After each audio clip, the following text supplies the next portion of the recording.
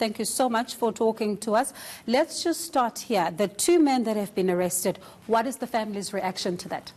Well, we haven't been able to reach the family, but during the week when these gruesome murders actually unveiled, when we were covering the story, we did manage to speak to some of the family members. Particularly, we spoke to the father of one of the children that had passed on that incident, but the father really calling for justice and saying even if there was a dispute between the parents or the elderly people in that house with the perpetrator or perpetrators, but they are saying that they do not understand why the children had to suffer, and that is why they're saying that they need justice at that point in time. But we will be trying to reach out to them to get exactly what their reaction is now that there are suspects that the police are saying are linked to this, that they have arrested. And staying with the suspects, what was found, with the suspects that could possibly link them to the murders? Well, we understand from the police that one of the suspects was apprehended at Mpumalanga near Libombo border.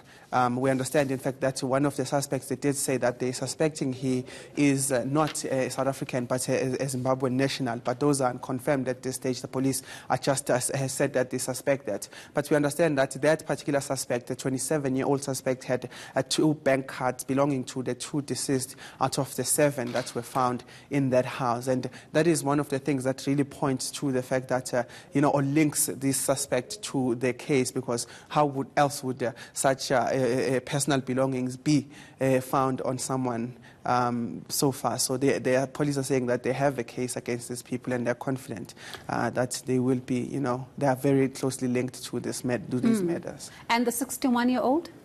Well, the 61-year-old, we understand that the police said it was someone who was living in the house as well. We understand that this person had a relationship with one of the deceased. And, when this case was unfolding, they did bring him in for questioning at the police station, but they later released him. But upon further investigations, they've now rearrested that person and will be also appearing in court with the other suspects. They're saying that they are the 2 main or prime suspects in this case. So clarify this for us, because I remember when you covered the story when it broke, there was news that there's a tenant that had also been taken in. Was he taken in? What's the status with him? Is he out? What's going on?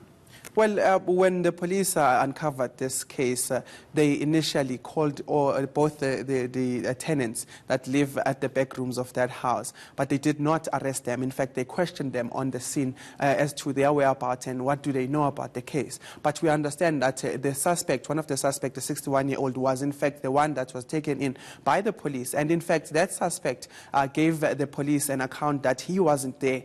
He was visiting home, so he wasn't around the area when all of this happened. But the tenant that was questioned, we were able to speak to him, and what he tells us is that yes, one of the suspects that they are talking about, the 61-year-old, wasn't there in fact during the week, but in the last 2 days where they say they felt the stench coming a bit stronger, he was there and was in the house. And in fact, they saw him mopping outside the house at some point on Sunday, and the bodies were discovered on Monday. So this also points to the fact that the police are saying that if this person was really on the scene on Sunday, then really there needs to be some sort of link between the murders and him, because the stench was in fact coming in a bit stronger. And on Monday, when we went there ourselves, you could smell that in fact there is something wrong in this house, and any person would really question or flag it. So he cannot claim that he wasn't involved or anything. So that is the basis the police are working on at the moment in terms of linking him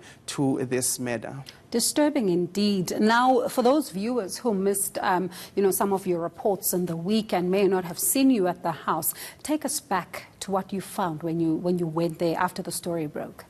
Well, when we went there, it was a day after the police discovered the bodies, and in fact, they took the bodies to the mortuary. But when we got there, there was a forensic investigators from a national as well as provincial government. But we understand that they were conducting the final checks, gathering the evidence and details of what exactly might have transpired in there. But when we went there, immediately after they gathered that evidence, they did say that we are able to go inside and see exactly what is happening there. there. And as you walk in there, it's a smell that you can't describe in words, but it was really a stench that was very strong, that even the tenants, when they say that they were complaining about it and were told that it is in fact rats, it was a bit questionable. But when we got to the room where the 4 bodies were found inside the house, inside the bedroom, one of the house, we saw a pile of sand. It's just literally sand all over the place. And we understand from the police that that is where they uncovered those 4 bodies. And then the back room outside, one of the back rooms, in fact, near to the tenants, that's where the other 3 bodies were buried. And that we understand that, in fact, that back room was where the bodies of the 2 ladies and 1 child were found. But the stench really coming strongly from the back room, and we understand that, in fact, some of them might have been killed a bit longer. The police are suspecting, in fact, that they were killed any time from the 19th, because that was the last time anyone has seen this family.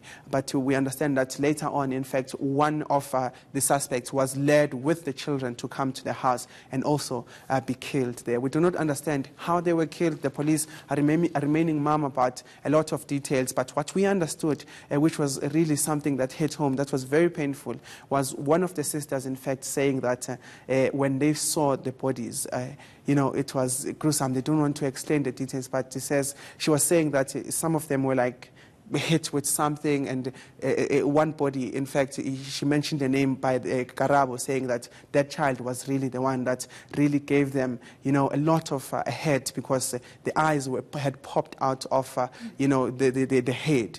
But the father of the child, in fact, the one we spoke about earlier, was the one who had to be taken to hospital after going to the mortuary to see, or get a glimpse of what horrors her daughter or his daughter experienced on her last moments on this earth. But those are really the details we've been able to gather so far. But the police saying that they wanted to investigate and apprehend the suspects, and we're expecting that we'll get more details on what exactly happened in that house.